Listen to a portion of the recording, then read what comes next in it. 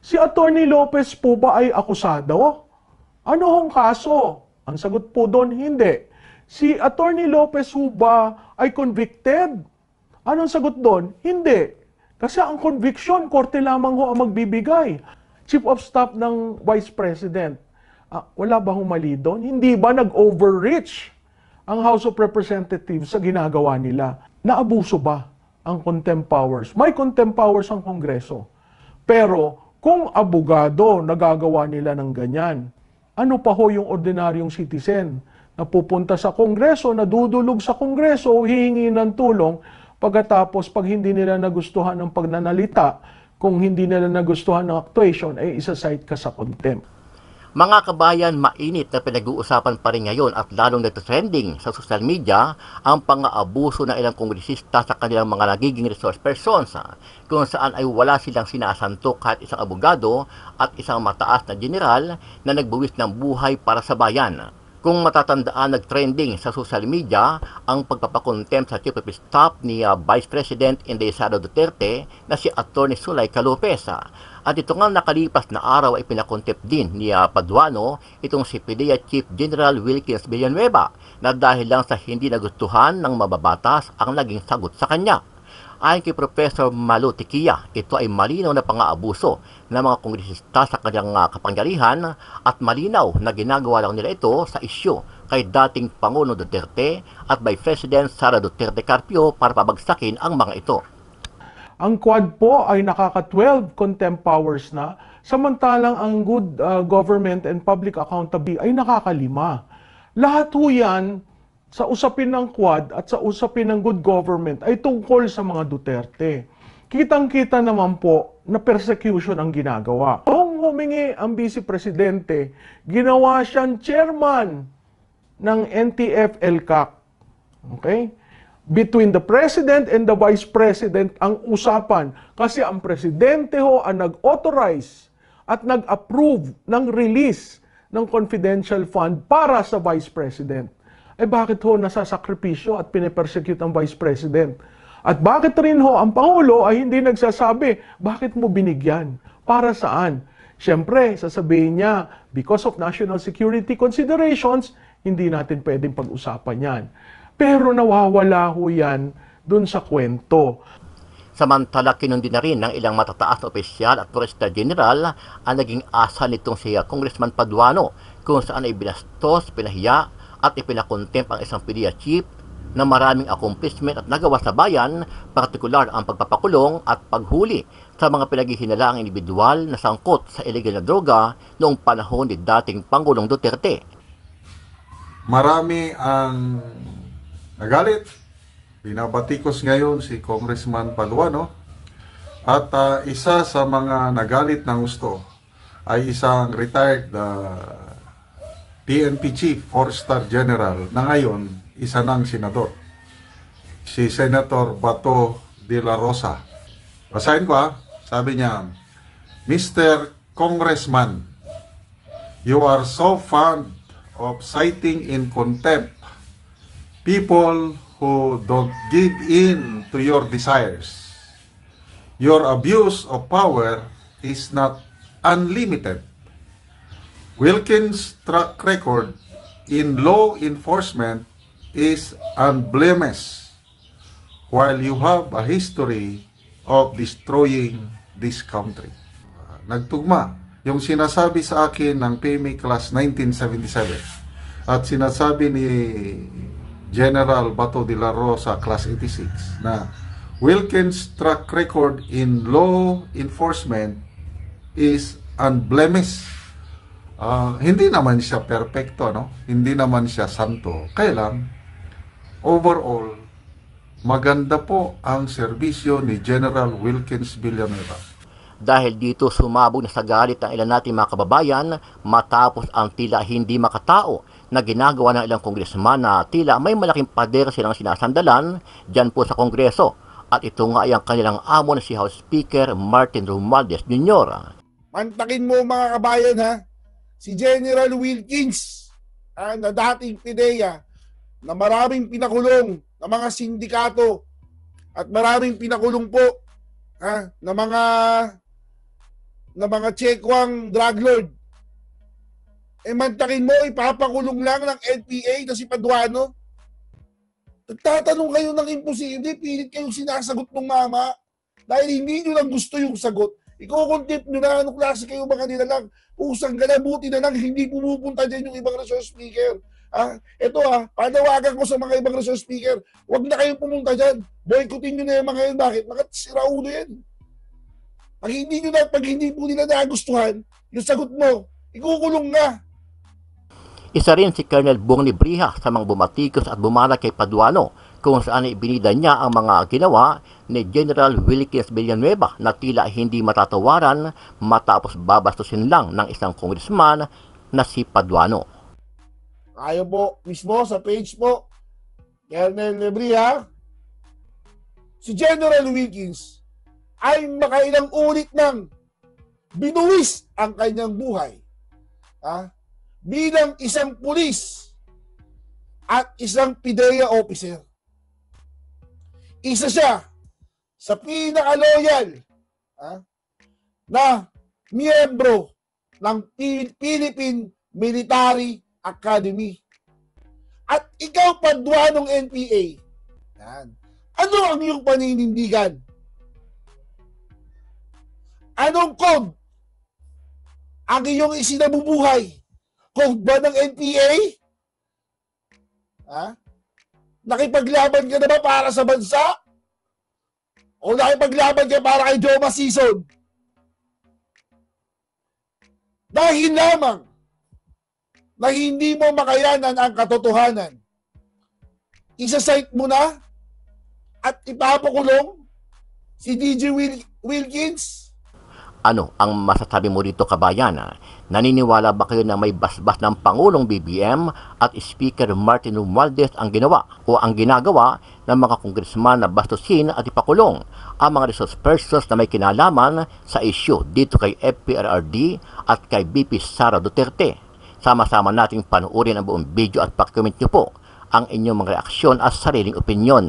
Pero bago yan, sa mga hindi pa po nakasubscribe sa ating channel na Kabayan News PH, pakipindot po ang subscribe button at pakiclick na rin ang notification bell para lagi kayong updated sa mga bagong upload natin na legit at napapanahong balita. Maraming pong salamat. Ano pong sabi ni Sir Edison Nebriha, ni Sir Bong Nebriha, dito sa pinaggagawang to ni Paduano? Mga kabayan, kung sino pa yung mga hindi pa nakapanood, panoorin niyo po muna kung paano po ginago ng mga to. Itong si General Wilkins. Panoorin niyo po, mga kabayan. The indulgence again of Congressman. Okay, I will give the floor to Chairman. Okay, Congressman Paduano, you are recognized. Chairman, anyway, naunahan lang ako ni Chairman ako. Kasi, General Wilkins, eto, last warning ko sa iyo sa nangyari, you're lying. Gusto mo i-cite ko na? Paano pa yung mukha mo eh? You're not respecting this committee. Tignan mo, kabayan napailing lang. Napailing lang po. Kusang gala ka, Paduano ka, puki ng napakaungas mo. May araw ka rin. Sabi ko sa'yo, hindi ka habang buhay dyan sa Kongreso. Sana makontempt ka rin. Dumating rin yung araw makontempt ka rin. Maranasan mo. Yung naranasan ng mga pinagagawa mo dyan. Pusang gala ka talaga. Nanggigigil ako sa'yo eh. Umiling lang. Bawal lang umiling. Gigil ako eh. Umiling lang, hindi na kayo nire-respeto. Anong pag-respeto mo gusto mo? Pakita ko sa iyo respeto ng hinahanap mo. Halika dito. Pusang galakang NPA ka. Tigas ng pagmumukha mo. Umiling lang, hindi ka lang nire-respeto. Ano bang gusto mo, magmano pa sa'yo? Himurin yung puwet mo para sabihin mo nire-respeto ka? And I warned you, this will be the last. Kanina nang tinatanong kita, akala mo hindi kita babalikan? Now you admit that is all about your command responsibility. Well, in fact, magtutuwa na, aserto, dinideny mo. Of course, your words against the words of aserto. Pinapaniwalaan mo si Aserto Kung saan kalaki, nagtatago nga yun. Ang mga pinaniniwalaan nyo, mga convicted. Paniwalaan nyo yung mga drug lord. Paniwalaan nyo yung mga nakakulong. Paniwalaan nyo yung mga naka-ex-convict. Paniwalaan nyo yung mga addict. Kung saan kalaki. Kinakampihan nyo pa yung mga addict. Mga ex-con. Si Aserto na lang tatago. Ba't di mo palabasin yan? Worse against his words pala ibig sabihin, hindi nyo pa alam kung sino nagsasabi ng totoo, kung sino hindi. Tapos sisigaw mo si General Wilkins. Kung naging tatay ko lang si General Wilkins, sinasabi ko sa'yo. Kung ako lang anak ni General Wilkins, nung araw na kinontempt mo yung tatay ko, pinuntahan kita dyan, sinasabi ko sa'yo. Karapatan mong ganyan yung tatay ko. Buti na lang, hindi ko tatay si General Wilkins. Grabe ka. Swerte mo lang. Now, ito si Jed. Did you really interrogate personally, Jed Pilapil? Yun nga, Mr. Chair, hindi ko kasi maalala na kinausap ko siya. Basta ang alam ko, nasa opisina siya, Mr. Chair. Ayun And ang I problema. don't lie, Mr. Chair. You're not lying, you lied just a few minutes ago. Diba? Sarap ko. Sisinungaling. Bobo talaga itong hype na to Napaka-ukas po talaga mga kabayan. Nagigigil ako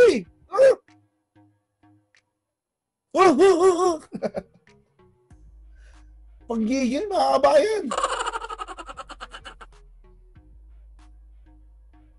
Parang gusto ko magpakalbo ngayon araw. Gigil. Sino ka? Para sabihin mong si Sir Wilkins ang nagsisinungaling. Sino ka? Paduano. Judge ka ba? Para sabihin mo si General Wilkins ang nagsisinungaling? Sinabi mo na delegated, that authority was delegated to your personnel.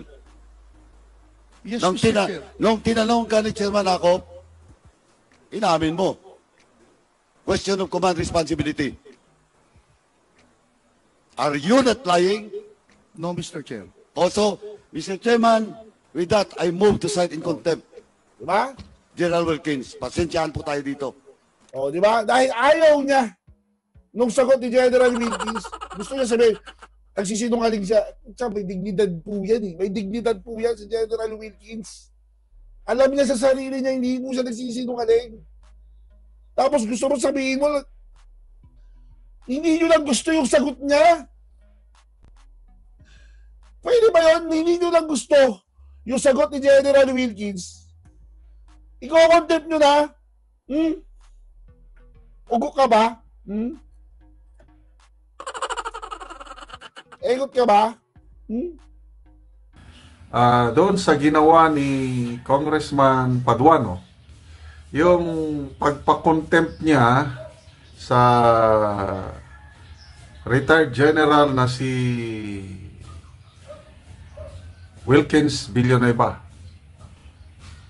Marami ang nagalit.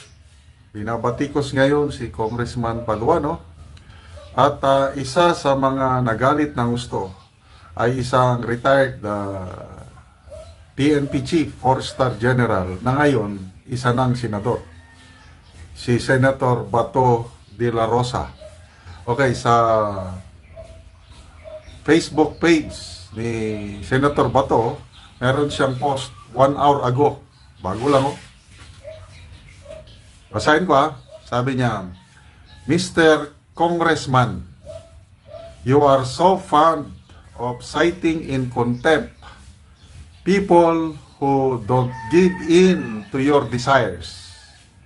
Your abuse of power is not unlimited Wilkins' track record in law enforcement is unblemished, while you have a history of destroying this country. Okay, pag-usapan muna natin si General Wilkins Villanueva, no? Class 1988 ito sa PMA. Class 1988, isa sa mga pinaka-successful na klase sa PMA. Na-produce nilang Chief of Staff is dalawa, correct me if I'm wrong, ha?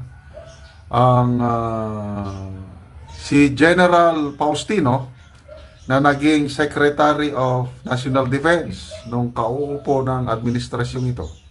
Nag-resign lang siya. At itong si General Andres Centino. I don't know, meron pa bang Class 88 na naging Chief of Staff? So, bibihira yung PMA class na makaproduce ng Chief of Staff. Itong Class 88, dalawa. Tapos marami silang mga 3-star generals. So, napabilang si General Wilkins Villanueva sa magaling na klase ng PMA. Okay. Hindi ko siya na-meet personally. Hindi ko siya nakasama dahil nasa law enforcement siya. Kaya lang meron akong kaibigan na PMA graduate, PMA class of 1977, senior. Yung kwento sa akin ng Class 77 ito, he speaks well of General Wilkins Villanueva.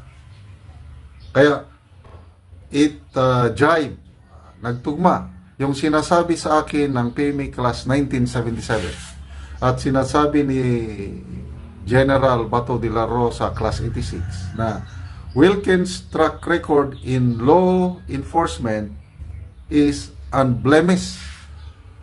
Hindi naman siya perfecto, no? Hindi naman siya santo. Kaya lang, overall, maganda po ang serbisyo ni General Wilkins Villanueva. At ako, habang nakikinig ako sa kanyang pagsasalita during Quadcom hearing, napaka-consistent yung sinasabi niya. At tingnan mo, hindi siya natakot eh. Pinapaamin siya ni Congressman Paduano, winarningan na siya eh. I'm giving you last warning. Isa-cite in contempt kita. Are you lying or not? Talagang nandun na yung threat na makontempt siya. To save him, para hindi lang siya makontempt, pwede naman siya, yes, Your Honor, I lied. Dahil hindi siya nakontempt. Kaya lang, yan po ang turo sa kadete, yung sa PMA. At cadet never cheat, never lies. Kung ano yung totoo, yan ang mga PMA. Kaya believe ako dito kay General Wilkins Villanueva. Salute sa kanyang prinsipyo. Okay, ito naman, ano naman itong sinabi ni Senator Bato na while you have a history of destroying this country. Anong history ni Congressman Paduano? Alam na ng lahat. Commander siya ng Alex Bongcayo Brigade noong 1980s. Lumaban sa gobyernong ito at maraming nasaktan yung kapanahunan niya. May napanood akong vlog ni Professor Malo Tiquia. Title is, inaabuso na ba ng Kongreso ang kanilang contempt power? Sa Quadcom, 14 na ang na-contempt nila. Pinakalete si General Wilkins Villanueva, 14. Sa Committee on Good Government and Public Accountability is 5. So itong hearings nila for the last 3 months, 19 lahat ang napakulong nila. Ang pinaka-controversial yung kay Attorney Zulaika Lopez na kinontempt lang dahil lang sa isang sulat. Tapos dadalhin sa Women's Correctional. Ano ba yun? Convicted na ba si Attorney Lopez? Wala naman eh. Bakit mo ipapasok sa Women's Correctional? Ganun po. Ka-powerful itong mga kongresista natin. Salamat po, Senator Bato. Yung pinatunayan nyo ang magandang track record ni General Wilkins Villanueva, and I believe it so. Kasi may kaibigan akong PMAyer, yung class 1977, who speaks well of General Wilkins Villanueva.